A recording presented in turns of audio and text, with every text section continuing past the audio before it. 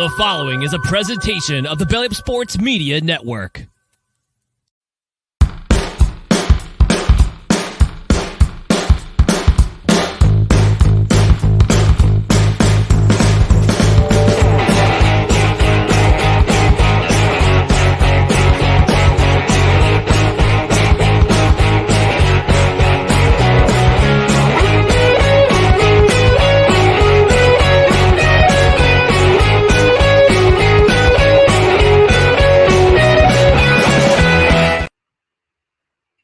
We're rocking and we're rolling. We're grooving on to the break it down.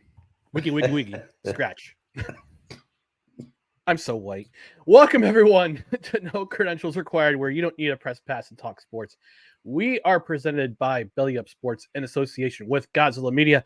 My name is Brent McCarthy. I'm one of your hosts. And to my right is a man who is on the mend. He's feeling much, much better than he was on Saturday when he had to tough it through for the Saturday brunch, but he's back here tonight.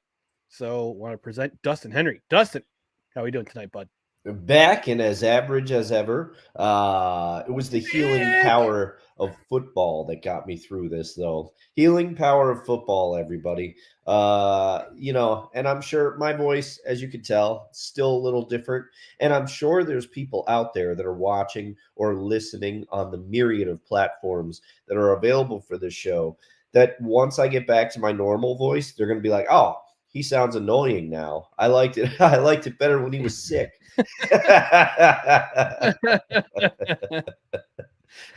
I'm sure nobody's saying that. No one at all.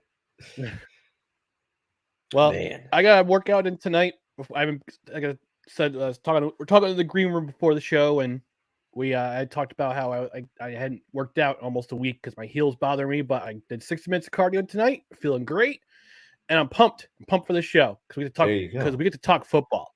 There you go.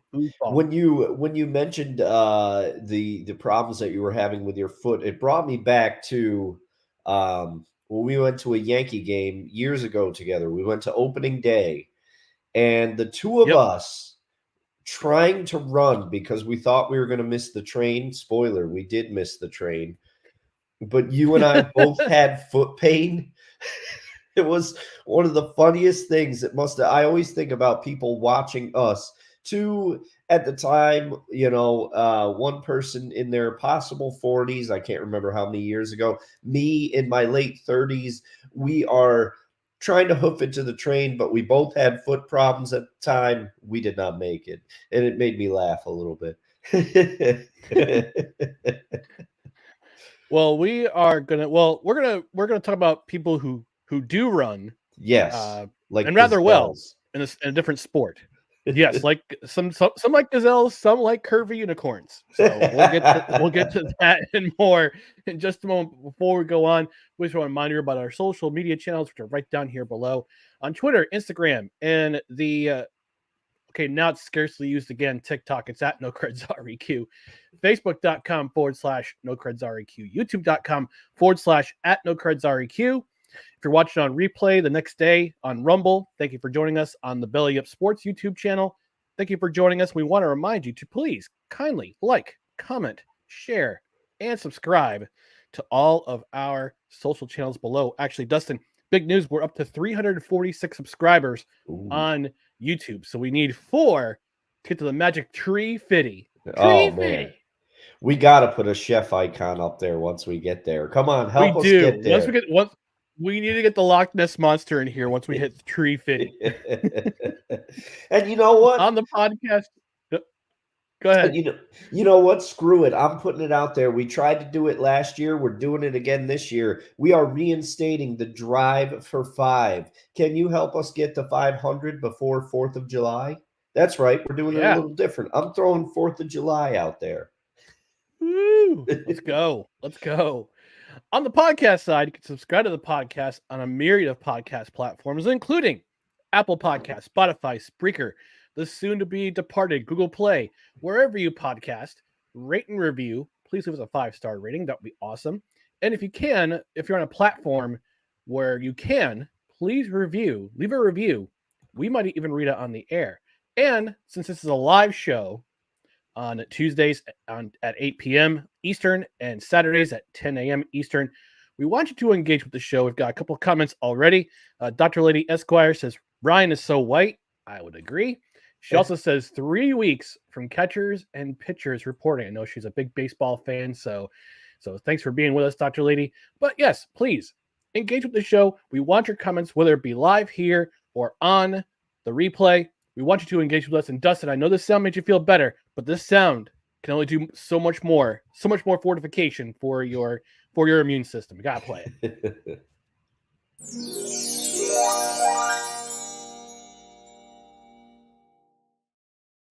And yes, again, live show. Please engage with us. We want your comments.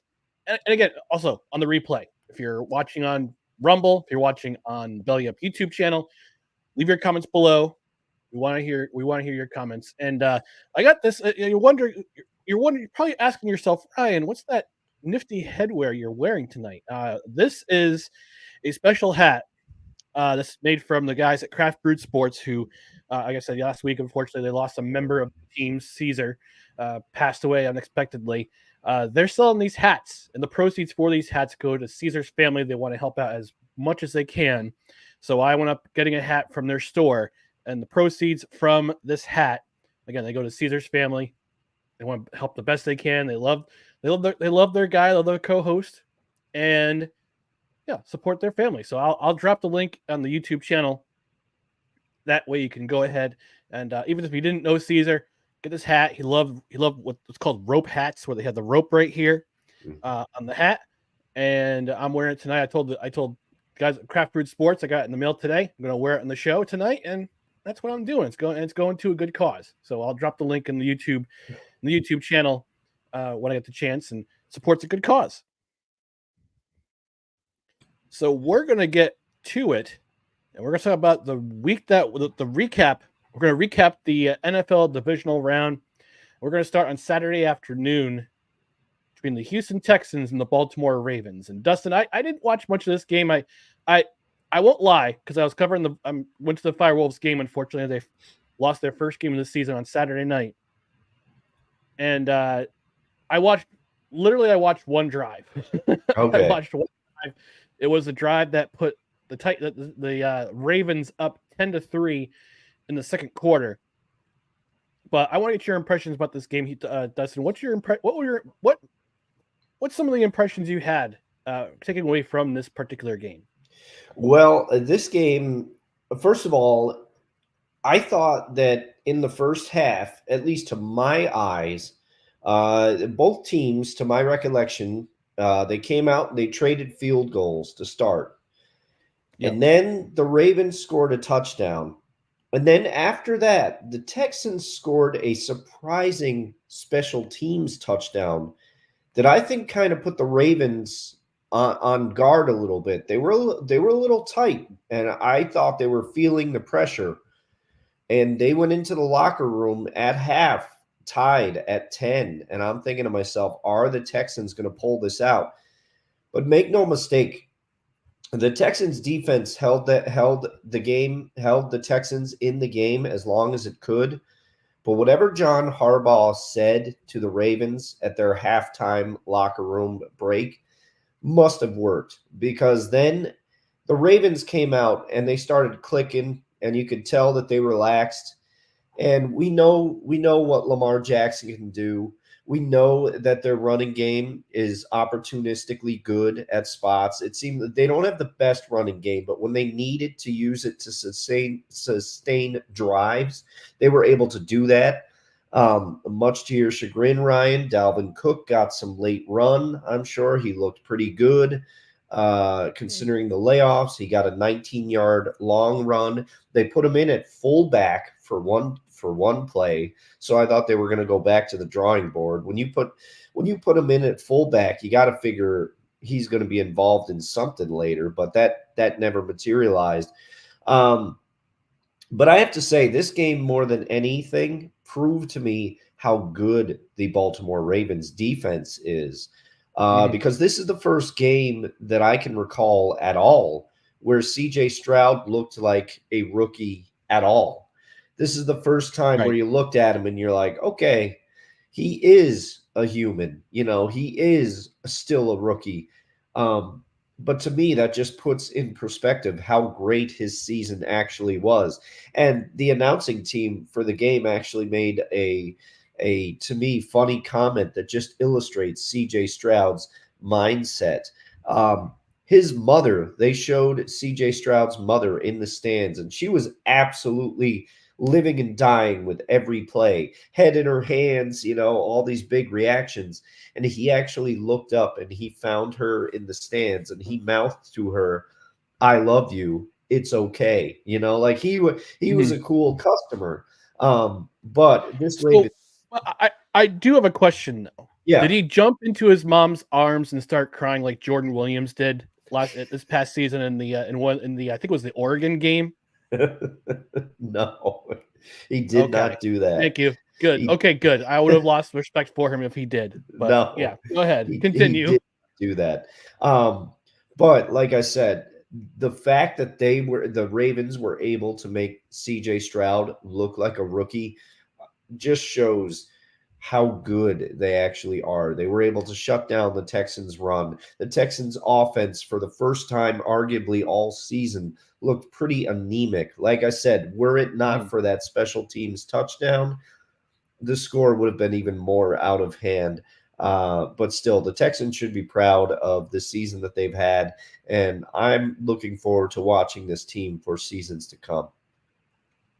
Yeah, absolutely. And look, for anyone who is a Houston Texans fan, you've been through the ringer for the last half decade. And I happen to think it all started in that 2019 playoff game when they faced Kansas City. They had just beaten Buffalo in the wild card in overtime in that wild finish in overtime. Go to Kansas City. They go up, I think, 24-0 in that game. And Kansas City took over from there. They blew that lead apart, wound up winning that game going away. And unfortunately, they lost to the Patriots the next week in the AFC Championship. And then all of a sudden, things start happening with Deshaun Watson. They Mhm. the allegations of harassment with these private masseuses, the collusion with the McNair family, the alleged collusion with the McNair family, and Watson saying, I'm gonna hold out this year. I'm gonna hold out. I want you to give me a bigger contract. I want you to give me a big contract, and I want to, or I don't want to be here. And again, the whole collusion thing with the allegations coming to light with the McNairs seemingly being a part of it, which is the sadder part. He holds out for the year, eventually gets traded to Cleveland. They sign him to that $240 million guaranteed contract, which I'm still befuddled Yeah. as to why they gave him that much money guaranteed. And now they go through a rebuild. They go through three coaches in consecutive seasons. They have three different head coaches. They bring in D'Amico Ryans this season, and you think, you know what, it's going to be another rebuild year. Yeah. This is going to suck. We got to go through the motions again. We got to embrace the suck of this, as they say in the Navy with the Navy SEALs. Embrace the suck because you know it's going to be bad. But this year was a delightful surprise if you were a Houston Texans fan. You got to the playoffs. You won the division. CJ Stroud had a great season. You can't give him enough credit with this team turnaround. But you could also say you give a lot of credit to D'Amico Ryans for this turnaround as well, Yes. because he's the one who is the catalyst for this team. He's the one who comes into a messy situation. They not only draft CJ Stroud, they also draft Will Anderson. D'Amico Ryans puts in this awesome defensive game plan for the Texans every single week. CJ Stroud, 23 touchdowns to 5 interceptions, a 4.6 to 1 rate between interceptions and touchdowns, which is exactly what you want. It exceeded expectations, especially as a rookie. And they won the champion. They won the title. They won the AFC title. They won the wild card game going away against the Browns. And then they hung in there for 3 quarters against this Ravens team. And God bless their defense they're keeping them in the game for that long. I mean, it was only 17-10 at the end of the third quarter. But then the inevitable happened. And I also give them credit because they sacked Lamar Jackson 3 times and they kept him relatively in check throughout the game. But then again, the biggest number to me is that when a team has the ball for over 37 and a half minutes, eventually the dam will break and the floodgates will open. The Ravens take over in the fourth quarter. They scored on all 4 of their second half possessions. They had 3 touchdowns and a field goal. Scored on all 4 possessions that they had. And they had 2 touchdown drives that went over 7 minutes. And the Ravens offense just pulverized the Texans defense. Because when you're in defense, you're on the field for that long, they're gassed. You're gonna get gassed, and you're just gonna get pounded into the sand. And that's exactly what happened. But regardless of the result, Texans fan, be proud of your team. Be proud of your team and be proud of where they've come to. And not only that, you also have the Browns' first round pick in this draft. I think they draft 23rd. I think they draft 23rd overall. Let me do the research here. Okay. On Tickathon.com, which is my favorite site. They keep track of all the draft orders. They'll be drafting 23rd, as I thought. You were on the money. Encyclopedia Britannica strikes again. Boom. Let me turn my tassel. But yeah, this is, and we said on this program on Saturday, we said that if the Texans can catch the Ravens off guard, especially early, they would have a chance to win. And they kept, to their credit, they kept them in check. They couldn't get anything done offensively because of the way that the Ravens defense is just absolutely outstanding. I thought the Ravens would be kind of rusty. They really weren't. They only allowed that 1 touchdown on special teams, as you said, as you pointed to, Dustin. And the Ravens, they're scary. It's a scary team. Yeah. They've been a scary team all season long, and now they're advancing to the championship. And from what I understand, this is the first time that Baltimore has hosted an AFC championship game since the Colts were there in 1971. Wow. That's the last time a Baltimore team has hosted an AFC championship, a conference championship, and the Ravens are going to do it next Sunday at M&T Bank Stadium. It's going to be a loud house there. It's going to be a loud house down there. Yeah, and I cannot wait for this game, but we will discuss that on Saturday. And we'll find out who they'll be playing in the AFC championship game in just a little while. Yes. But we need to get to the next game of the evening. The nightcap of the divisional round. That was Green Bay Packers and the San Francisco 49ers. I'll lead off with this one. I didn't catch much of this game until I got home from the Firewolves game. But when I got home, I was surprised to see the result in kind of a way. In a way, I was kind of rooting for the Packers because I wanted to see the number 7 seed keep going. Let's see. Everybody loves an underdog story.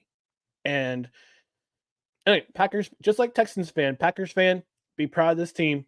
Be proud of how they played. Be proud of how they got themselves together offensively and defensively to get to this point. But they forced Brock Purdy to look ordinary. He looked ordinary. Looking from the highlights, he looked ordinary the entire game. And watching from, I think, the end of the third quarter on, I'm going, what is going on with Brock Purdy? Now, I don't know if it was the weather or it was the fact that he was missing Deebo Samuel. I guess he got hurt. I believe he got hurt in the first quarter. And I believe he's questionable for Sunday's game.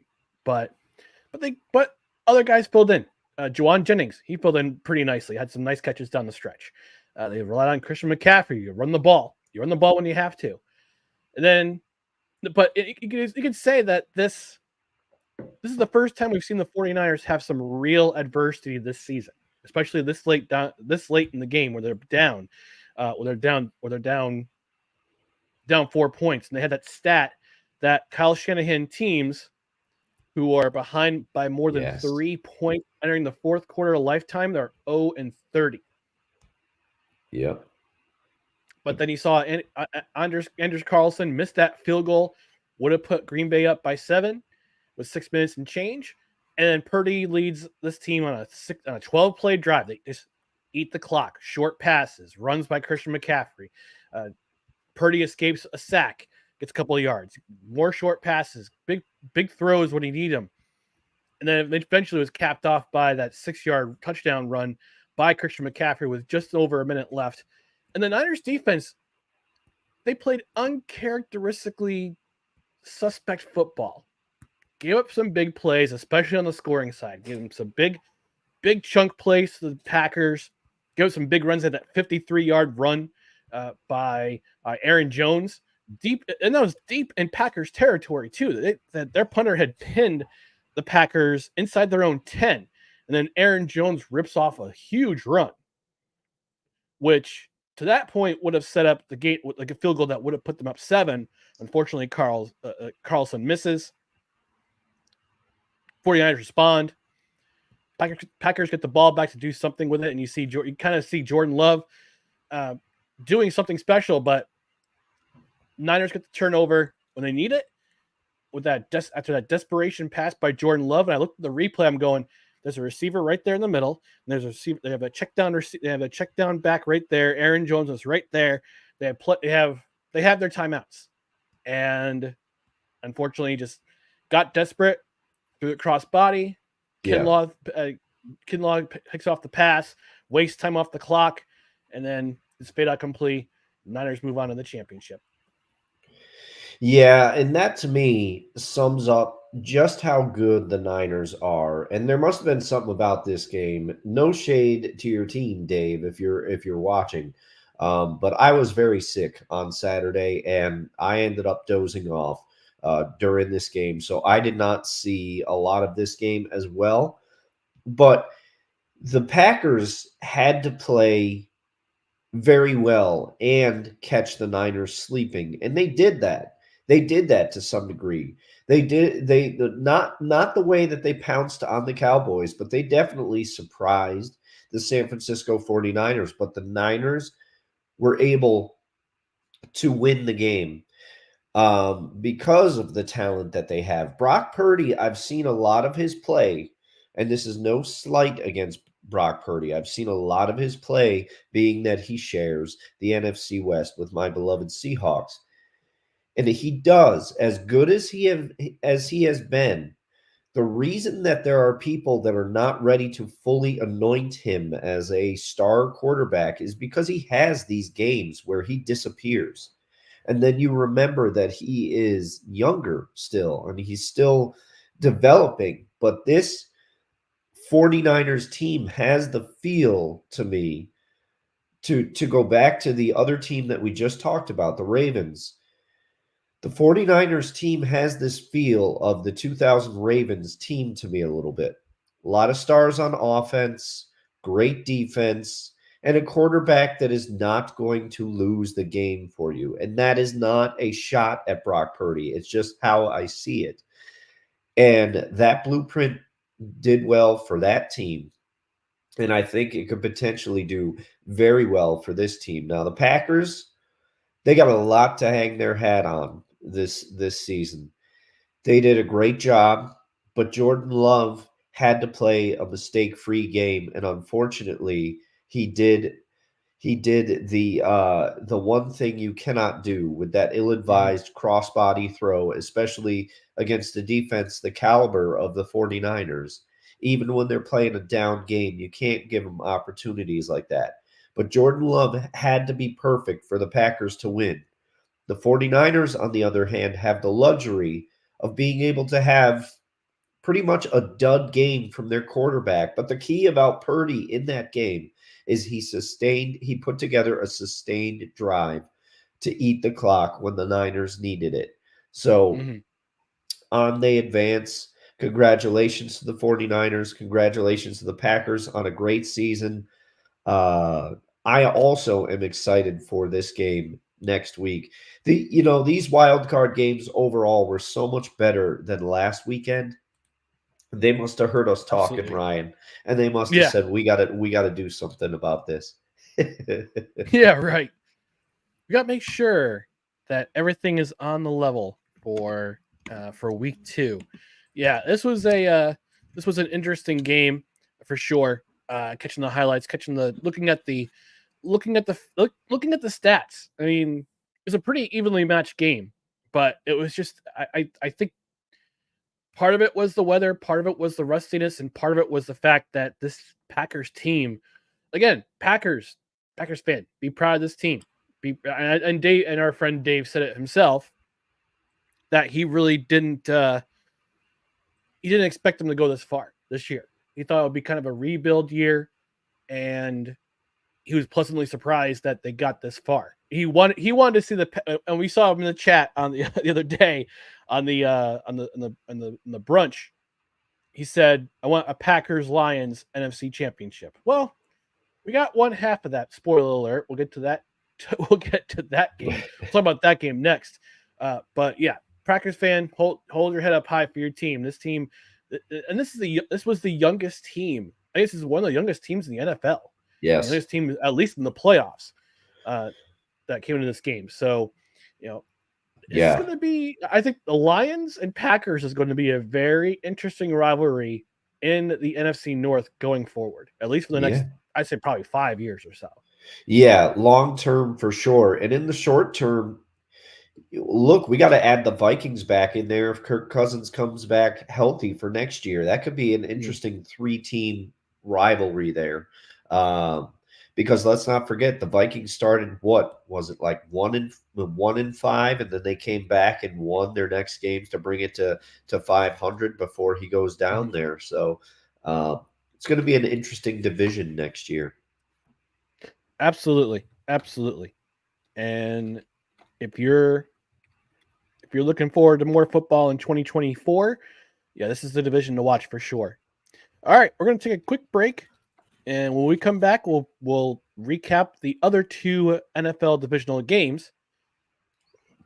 We'll be back after this commercial break. You are tuned in to No Credentials Required. Hey everyone, it's Ryan from No Credentials Required to talk to you about one of our newest partners at Belly Up Sports, SeatGeek. Yeah, live sports is great on television, but the feeling of being at the arena is a priceless experience. That's why our friends at SeatGeek are there to help you find the best tickets at the best prices. Not only can you get tickets to sporting events, but you can also get tickets to concerts, comedy shows, musicals, and more. Search for your desired event now at SeatGeek.com, enter promo code BellyUpSports at checkout, and you save $20 off your first purchase. SeatGeek. Life's an event. We have the tickets. All right, folks.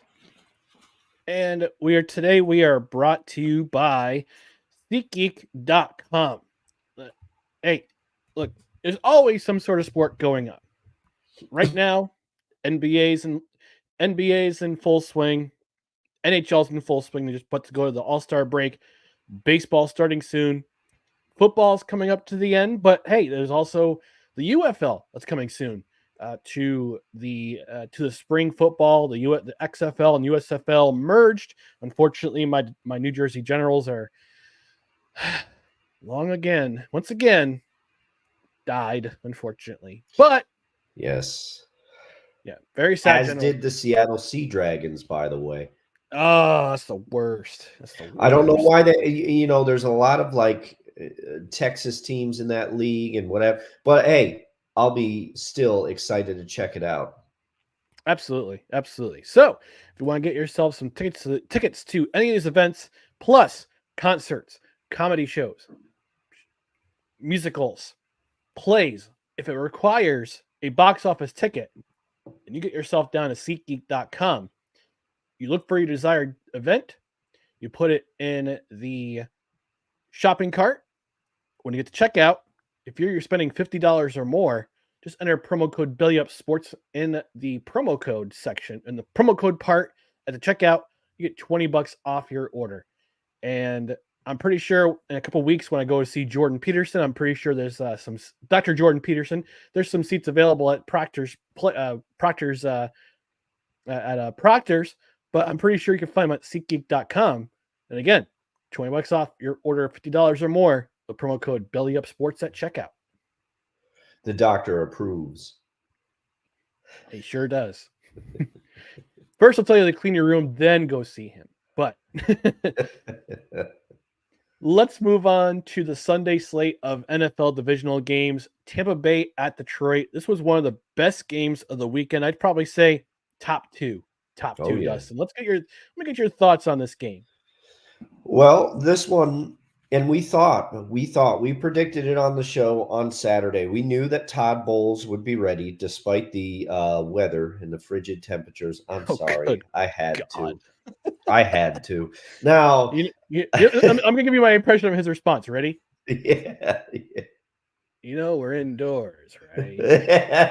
They got a dome, right? That was the best. Dome.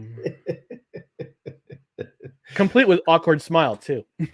Yeah. It was dead on. Todd Bowles, are you hosting the show?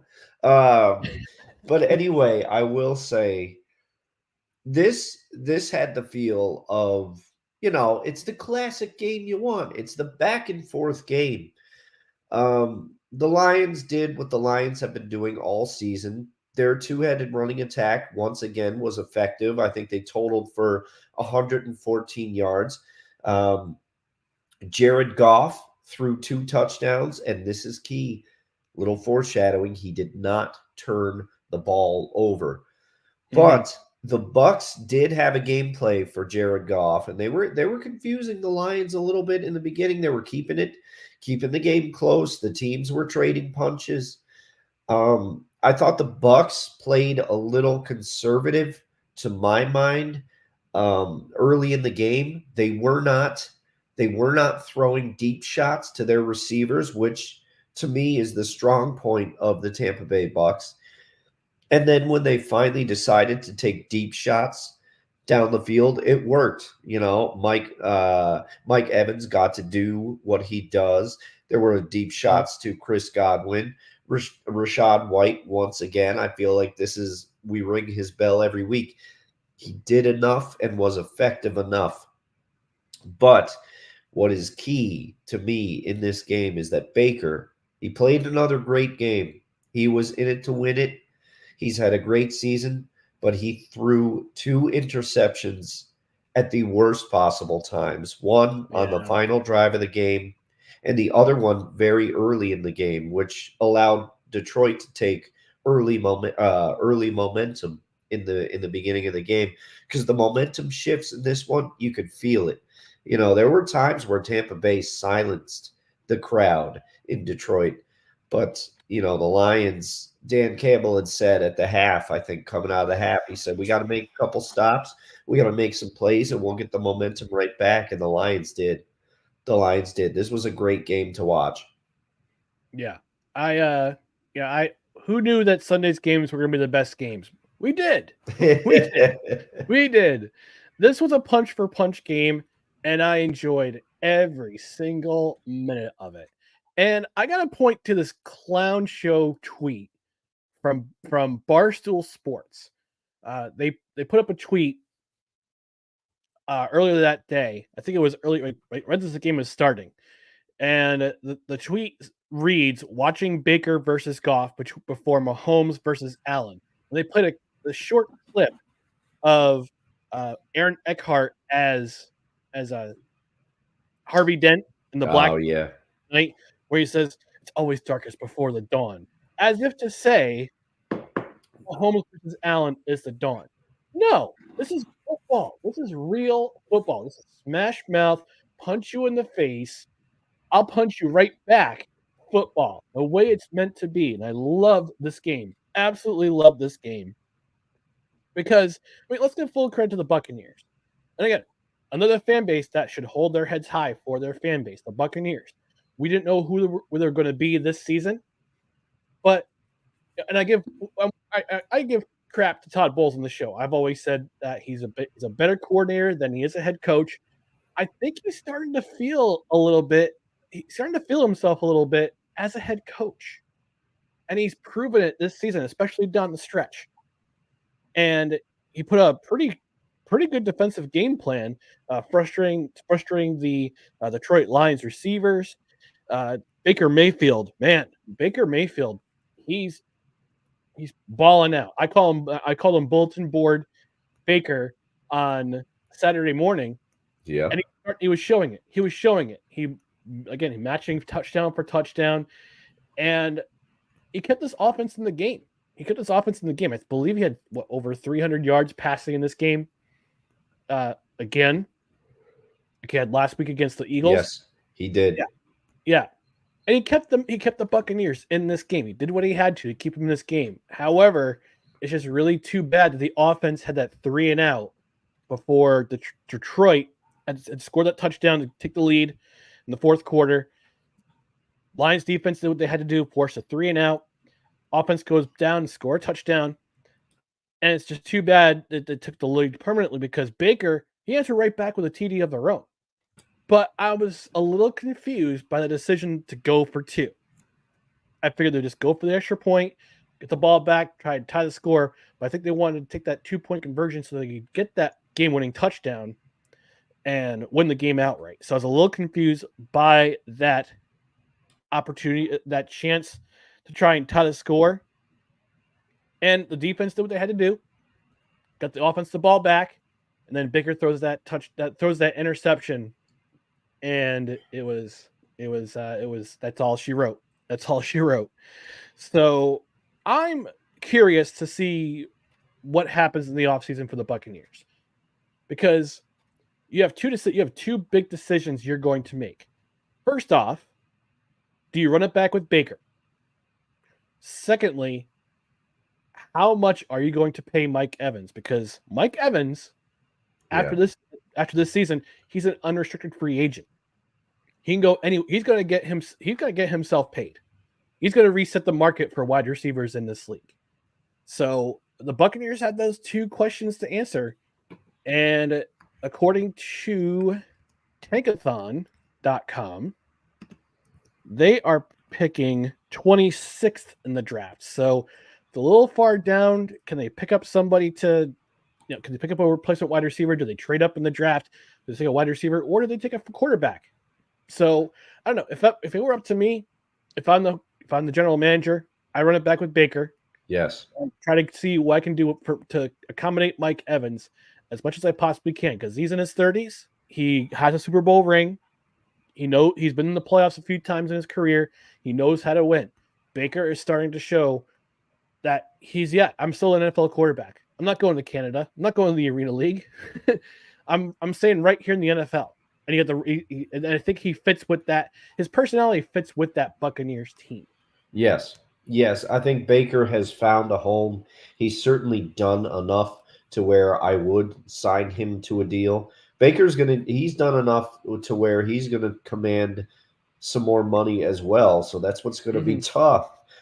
They signed him with the expectation of him being a bridge quarterback, and he has been a lot more than that. Mike Evans, I just looked up his age, real-time research. He is 30 on the nose. I thought that he was a touch older than that because it seems like he's been around forever.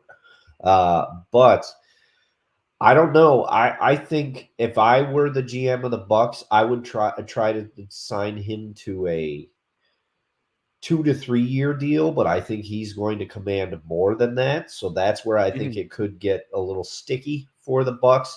But to me, he is their number 1 option, even though they have Chris Godwin, who seems to be all the way back from his injury now. It took him a little bit, but he has reemerged.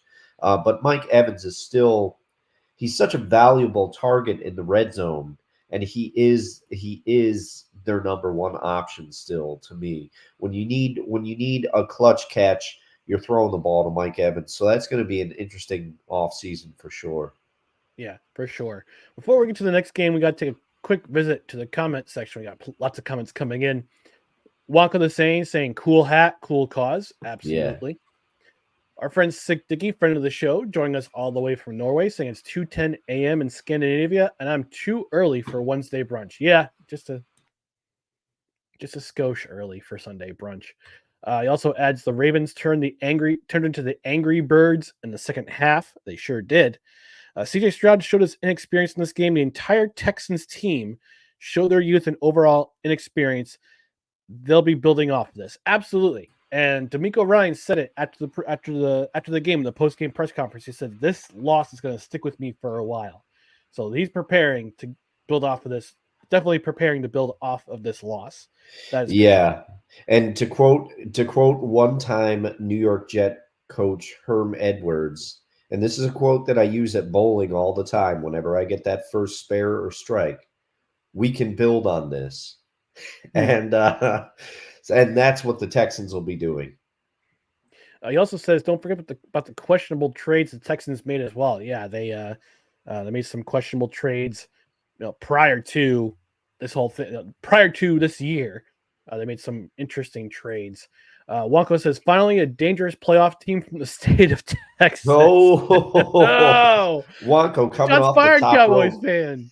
Oh yeah, Wonko's coming up the top rope for that one. Sick also says he also got some strong weapons for Deshaun Watson. I presume he meant CJ Stroud, but I could be wrong. But talking about I suspect he's talking about the Cleveland Browns. If he's referring to the Texans, he might have meant CJ Stroud because Tank Dell's coming back next year. They got a pretty decent run game to build off of. So I think they add one more. I think if they add some offensive linemen, that'll help. That will help them. He said they got rid of some strong weapons for Deshaun Watson, so he might be talking about more of what the Browns gave up to get Deshaun Watson. Yeah. That's true. That's true. Dr. Lee says no Sapna sports ball.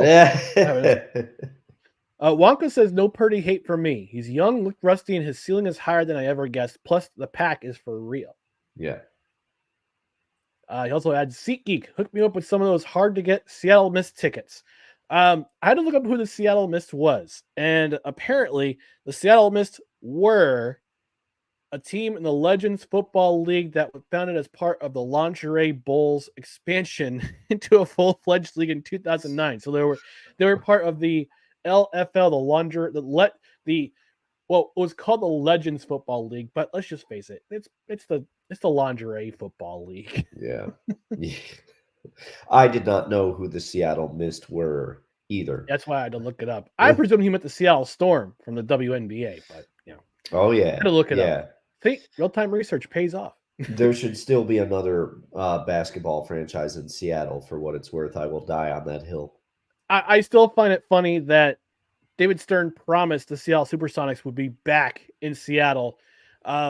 He's dead, and Gary Bettman brought the NHL back to he brought Seattle back to the NHL before the NBA came back. And I still find that hysterical. There we go. Sapna sports ball. A couple more comments before we move on to the last game. Sick asks, does Dustin have a cold? Yes, he does. Do. I very much do. Dr. Lady says the games were scheduled in the right order. Each one was more exciting than the one before. Absolutely. Amen to that. I agree with you, Dr. Lady, and I love your name. It's the best. The comma Esquire puts it, it's that chef's kiss right on top of it. And Sick wanted to clarify, says, no, I meant prior to the Watson trade to Cleveland, the Texans had made some questionable trades that left them without some key weapons. Okay. Gotcha. Thank you. We were both wrong. Yeah, we were both very, very wrong. All right. The final game of the divisional round, Kansas City at Buffalo, arguably the game of the week, although I would have to say Tampa Bay and Detroit was the game of the week myself. I'll lead off with this one. Bills fan wanted every bit of this game. They wanted the Chiefs in their backyard, but unfortunately for the Bills and for Bills fan, it's just more heartbreak for them.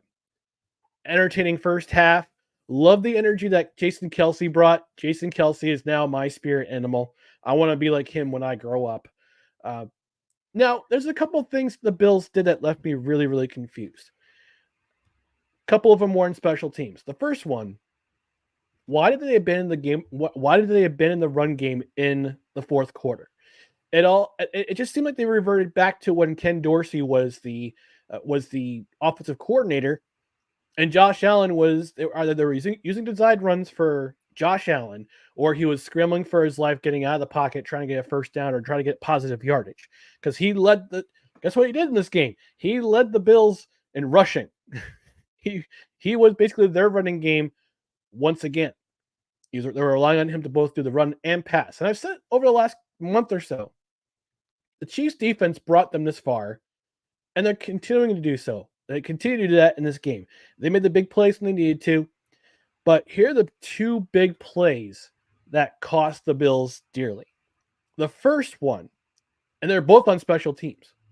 The first one was that fake punt early in the fourth quarter in negative territory. And I think Tony Romo was explaining, or Jim Nantz was explaining, that the Chiefs only had 10 players on the field when they were trying to punt, and they figured, all right, let's call an audible. Let's get a fake. Let's try to run it. DeMar Hamlin starts to run, gets only 2 yards. They needed 5. Now, it led to what would have been basically a game-sealing touchdown, but the Chiefs fumbled the ball out of bounds. A nice heads-up play by the Bills' defense, and it causes the turnover. The ball goes out of the end zone. It's touchback. Bills get the ball back. Kind of play back and forth, and Bills get the ball back, and they drive the field. They have a really long drive. I believe it was a 12-play drive, trying to win the game. Couldn't get a first down. Again, Chiefs defense, to their credit, Steve Spagnuolo drawing up all those defensive plays, trying to limit Josh Allen. And then it comes to the field goal by Tyler Bass that gave me Scott Norwood vibes. If anyone remembers Super Bowl 25, Scott Norwood, wide right. That brought me back. On the unfortunate side, it brought me back. And I got to say, the Bills fans who are on social media, shame on you. Shame on you for forcing. Tyler Bass had to go off of social media after that game because of so many threats, so much vitriol coming his way. They forced him off social media. And that kind of brought me back to 2004. I'm a big CFL fan, a big Canadian Football League fan. There was a kicker by the name of Paul McCallum who missed a field goal. He missed a field goal that would have put up the Saskatchewan Roughriders in the West Final. And basically what happened was that the Roughriders fans found his house, not only threw eggs at his house, but also dumped manure on his lawn. Yeah. That's how much they hated the fact that he missed the field goal. Now, unlike Scott Norwood, who was embraced by the city of Buffalo and loved and encouraged, and we saw it in the Four Falls of Buffalo, he tells a story about how the city of Buffalo just embraced him. Absolutely embraced him after that. Even though he missed that field goal, they said, "Yay, great season. Regardless, we got to the Super Bowl." I get the pain of another playoff loss to the Chiefs, but that's no way to treat a member of your community after a playoff loss. Like, I get it. I'm a Jets fan. I know pain. I'm numb to it at this point. But that's no way to treat a player after this type of game. And shame. It's for shame. That's all I gotta say about that. Yeah. There's no need for that. Be passionate about your team, but don't do that. There's no room for that. When people cross that certain line, it's not, these are people's lives. Don't mess with them like that. Anytime it's you hear stories like this in sports, what happened to Bill Buckner after that ball went between his legs. He had to leave Boston because of similar stuff. Don't do this. Don't do this. Yeah. But I have to say, this game was a very entertaining game. And this game also had the energy of a boxing match, but it was a little bit of a different energy. And I'm showing my bias here. I wanted to see the Buffalo Bills advance. I was rooting for Buffalo in this game. Okay. Mm-hmm. We try not to be biased when we're covering, if it comes to the Seahawks, for me, I'm biased. When it comes to the Jets, for Ryan, he's biased. But for the rest of the league, we try to remain neutral as possible. But in this game, I wanted Buffalo to advance. Nothing against the Chiefs, but I wanted Buffalo to advance. But the whole time, even when the Buffalo Bills would do a long drive and sustain, like an 8-minute drive and they'd score, the Chiefs would take the ball and score in 3 minutes. And I just felt like the Bills were on a tightrope that was getting ever thinner. I just felt like the Chiefs, for whatever reason, we brought it up last weekend about the problems that the Chiefs offense had. And on the strength of their defense with Steve Spagnuolo, the offense did stumble a little bit, the Chiefs offense, but then they found themselves again. It was a couple key things. Isaiah Pacheco was able to run well again, angry and well. Clyde Edwards-Helaire, there was even a Clyde Edwards-Helaire sighting, so the running game got going. He had a great run. But also, Travis Kelce scores 2 touchdowns in this game. Patrick Mahomes finds his number 1 target again. Also, the Kansas City receivers, with the exception of that Mecole Hardman fumble in the end zone, they did not have the drops that plagued them the last few games. Sky Moore made some key catches. Marquez Valdez-Scantling made a couple key catches that kind of atones for that Monday night drop against the Eagles. And I just felt like the Bills, although they played well for most of the game, it was more of a struggle for them to put, not a struggle, but I just don't know how to say it. But to bring it back to my boxing analogy, this was like Ali Frazier, but with the Chiefs were playing the part of Ali. It just looked more effortless for them. While the Bills, they got their hits in, but you could tell they were working to get their hits in. It just wasn't.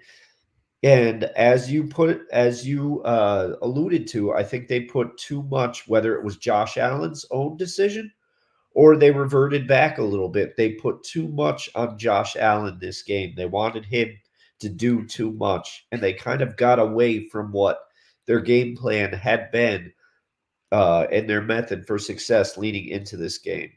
And even I said, when they kicked that, when poor Bass missed that field goal, I said in my house to no one, did it have to be wide right again? That's, it's just gut-wrenching.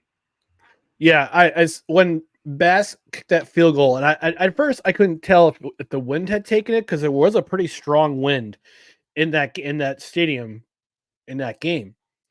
And I texted my brothers, we text about during football games, and I said, did the wind take that, or was that just a shank? And my brother Jim just says it was a shank. And yeah, I looked at the replay. There wasn't really a whole lot of wind.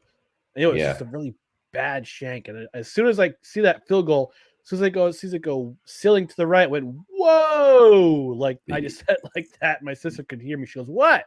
Yeah. Like, the Bills just lost the game. And she's like, oh no. I'm like, yeah. Yeah. And this is where, I mean, hats off to the Kansas City Chiefs. You got to take your hats off to them. They are advancing to their 6th straight AFC Championship game. Yeah. That is mind-boggling. I did not realize that it had been that many. 6 straight. And that's where the difference came into this game. They have the experience. They've been there before, and you can tell. You can tell they know how to handle these situations. Like I said, both teams threw punches, both teams scored, but it just looked easier for the Chiefs at points. It looked easier. Yeah. And one more thought about this game before we move on to our last topic. We'll spend a short time on that. And this is within the last probably 20 minutes. We decided to go to talk about this topic as well. All I can say is that in Travis Kelce's suite, we saw America's Sweetheart. We also saw Taylor Swift in there. But Does America's sweetheart was he shirtless and crushing beers? Yes, he was. Yeah. Before we talk about our last topic of the evening, which again we just went over this, but within the last half hour, we decided to talk about it shortly before we close the show. Sick Diggy from Norway says, "God bedring / get well soon, Dustin." He also says, as far as Josh Allen goes, once again the Madden curse strikes and claims its latest victim. Insert evil Ted DiBiase laugh. I can't do the Ted DiBiase laugh. Neither can I, but it's one of the greatest laughs of all time. Love the $1 Million Man. Money. Our friend, and I'll get the PSA. Wise El Jefe, friend of the show, says, "Hello, gentlemen. Hello, Wise, and we have to play that. We got to play it. We got to play the PSA." As soon as I found it, here it is. The following is a public service announcement from Wise El Jefe. Boston. This has been a public service announcement from Wise El Jefe. I always love that.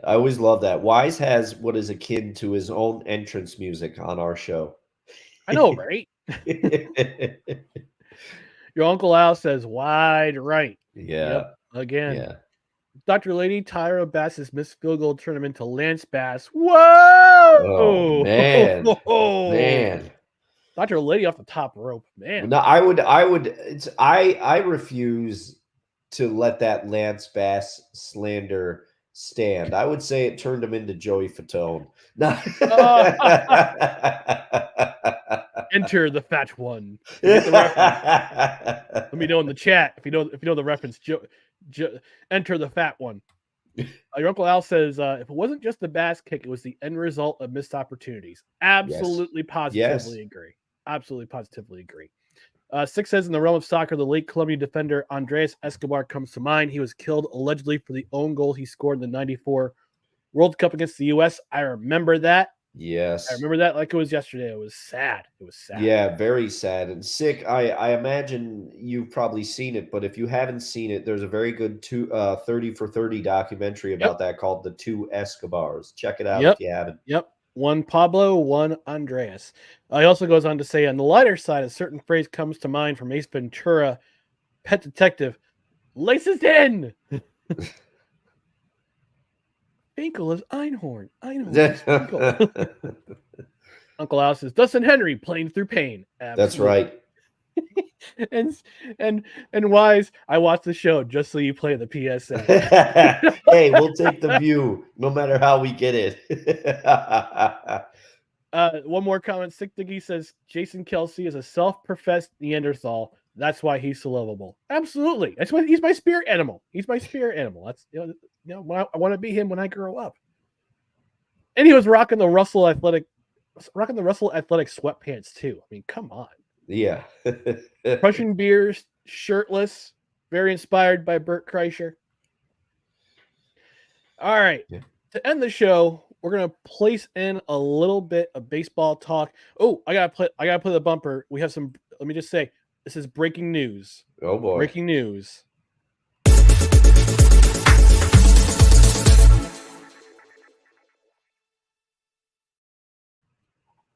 I want to do this. It reminds me of Sprockets from Saturday Night Live when I played that music.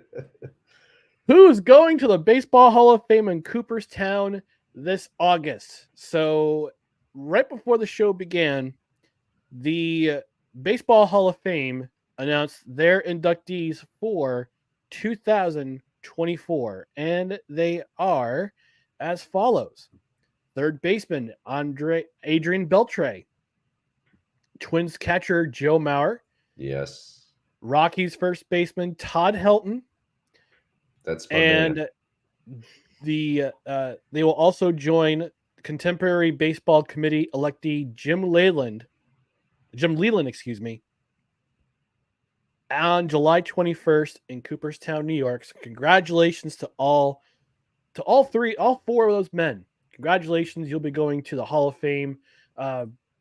Dr. Lady says, I could see Beltre, but didn't see Mauer or Helton. This was Helton's sixth time being on the ballot. I believe this was Joe Mauer's first time on the ballot. And if you know anything about Joe Mauer, those iconic sideburns. But Besides that, he was one of the best hitting catchers of our generation. Yes. Got moved to first base later in his career. But look, when I played fantasy baseball, I tried my damnedest to try to get Joe Mauer on my squad every single year. That's how good of a hitter he was. Oh, yeah. And especially at the catcher position. Mike Piazza is considered one of the greatest offensive catchers of all time because, you typically do not get numbers like he put up at the catcher position. But Mauer was one of those guys that put up numbers like that, like a Buster Posey. Or, Mauer, I remember there was so much talk about him when he was coming up in the Twins organization. They were always talking about how they had Mauer and Morneau, the modern version of the Eminem boys, for those of you who still remember Mantle and Maris of our beloved New York Yankees. But Mauer, I agree with you, Ryan. He was always somebody you targeted, especially in fantasy baseball, and he was somebody that I loved to watch hit. And he was also a great catcher at a position where you take a beating. And he moved to first base to prolong his career, which a lot of catchers have done. But I think he gets in. He gets the nod, especially at the position he played and the numbers he put up. Yeah, and Adrian Beltre also had a very respectable, very good career, very great third baseman. Played with a number of teams, power hitting third baseman too. Great numbers. I mean, you could argue his numbers great. But I think more of his impact was on the defensive side. On the defensive side of the ball of it, he's a very good defensive third baseman. Well. So he had a glove, and the hot corner's tough to play. Yeah, absolutely. Todd Helton, I like this pick. I'm happy that he got in. It was his sixth time being on the ballot. I believe if he didn't get on this ballot, he would have been ineligible from here on out unless he was voted in by the contemporary baseball era committee. But well deserved. 17 years with the Colorado Rockies, crushing all those home runs, and you could let's put this argument to bed. Can we stop with the inflated numbers argument because he played at Coors Place? Yeah. Can we stop with that? I hate that argument. Oh, he's playing in mile high air. The air is thinner, so the launch trajectory is bigger. I don't care.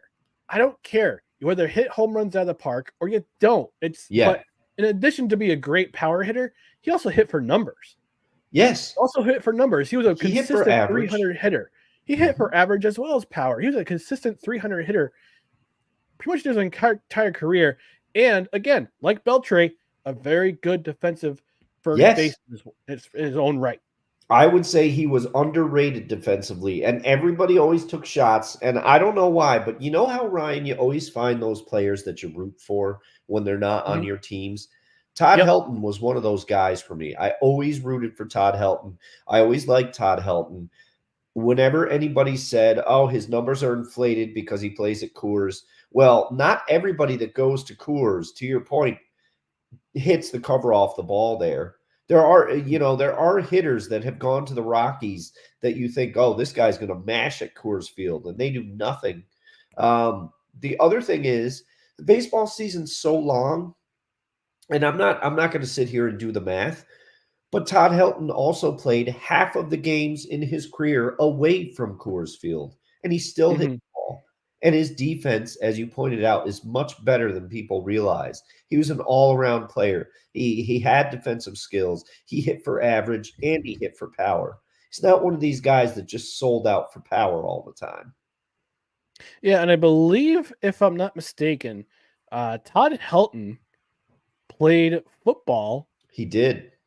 With Peyton Manning. I believe he was Yes, he did. Peyton Manning was actually Todd Helton's backup at the University of Tennessee for a very brief time. Yeah, that is correct. And then Jim Leland, who was elected as the Contemporary Baseball Committee electee, legendary manager with the Pirates, the Marlins, and I believe the Tigers. The Tigers, yes. The Tigers. Couldn't take the Pirates to the World Series, but went up winning a World Series with the Marlins in 1997. took the Tigers to the World Series in 2006. So legendary manager into the Hall of Fame. Congratulations to him as well. I don't really have a whole lot of memories about Jim Leyland, other than the fact that he was just there, like Dusty Baker. He was just there and like Sparky Anderson, like all those managers. He just seemed to be a mainstay in the managerial realm. In our particular generation, it's just like every I think for a good 25 years, it was Jim Leyland at the bench, somewhere in Major League Baseball. Yeah, that cigar smoking SOB Jim Leyland. Now, yeah. Every so often you see him take a drag in the dugout. yeah, he also, he just looked like an old school baseball guy. He's not one of these guys that's going to be like, oh, let me go to the analytics on this one. No, he's going to trust his gut. And a lot of times he made the right decisions. His career speaks for itself. But I, like you, I don't have a lot of Jim Leyland memories. I just remember him always being there and being a decent, a very good manager from what I understand. Yep. But he just had that old school feel. And I also was a little intimidated by Jim Leyland. I don't think I would want to run afoul of him. He just felt like he could, he could do some damage. So, much respect to Jim Leyland. I think it's well deserved that he gets in there as well. Yeah, and the fact that he's the type of old school manager, had the duster, the mustache, and taking drags in the dugout from a dart in the dugout, underground dart in the dugout. Congratulations, Jim Leyland. Well deserved. And he helped the Team USA win the 2017 World Baseball Classic. He was manager of that team. It was a very good team too. Won absolutely beating the snot out of the Dominican Republic in the championship game. So, great for him. Great career. I didn't realize this. He's 79 years young. Oh, wow. I think he'll be 80 years old when he gets in on the day of the induction. So, all right, let's take perfect. one more trip to the comment section. Wonko says, baseball, that's the one with the sticks, but not the ice dancing, right? Yes. It's not Blades of Glory. You won't see you got Blades. It's not Blades of Glory. Dr. Lady says it was Mauer's first time on the ballot. Yep, it was. Sick to get with a commercial. Breaking news is brought to you by Jersey Devil Hot Sauce. The hot sauce all the way out of hell. Proudly endorsed by Mayor of Knoxville County, Tennessee. And that mayor happens to be former wrestler Kane. Yes, Glenn Jacobs. Glenn Jacobs. Yes, thank you. I was trying to remember his name. No real-time research needed for that one. That no, was always right here in the dome. Right. Dr. Lady says Mike Piazza is the greatest hitting catcher of all time. I would argue power hitter. Not so much for average, but power. Yeah, you could say Mauer is the best average hitting. Johnny Bench in there, even though by all accounts Johnny Bench kind of a POS, but he's great. I, as a Yankee fan, I wonder what would have happened if Thurman Munson's career wasn't unfortunately cut short. Yeah, that's true.